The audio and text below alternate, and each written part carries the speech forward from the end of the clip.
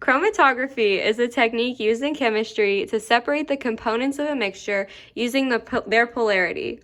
The materials you will need for this at-home chromatography are a stationary phase, which can be paper towel or a coffee filter, a mobile phase, which can be water or isopropyl alcohol or rubbing alcohol, and then some different inks, such as pens or markers, that you can use to test.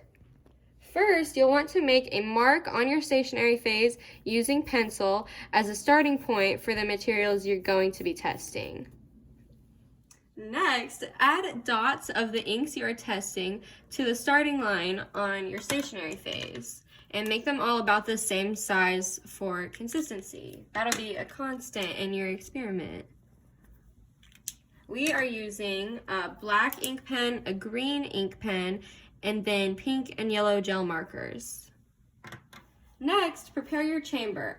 Add a little bit of mobile phase to a cup, so we added some water to a cup, and then cover it with a paper towel to allow it to fill with the water's vapors.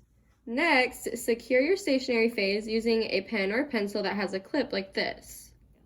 Next, add the stationary phase to the mobile phase, like so, and allow the solvent to travel up the paper towel until it's almost at the top. While the stationary phase is still wet, mark how far the solvent traveled with a pencil. This is called your solvent line. Next, you're going to calculate your RF values. An RF value means retention factor, and it is found by dividing the distance traveled by the solvent by the distance traveled by each of the materials we are testing. So as you can see here, the green ink pen traveled approximately 4 centimeters.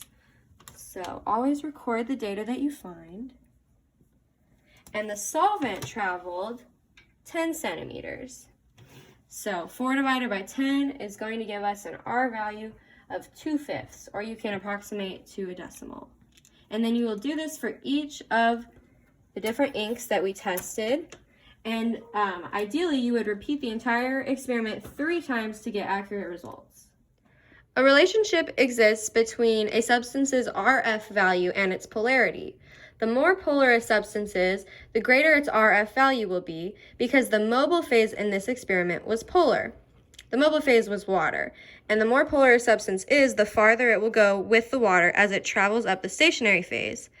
The more a substance tends to interact with the stationary phase, the more nonpolar it will be, because the paper towel is nonpolar.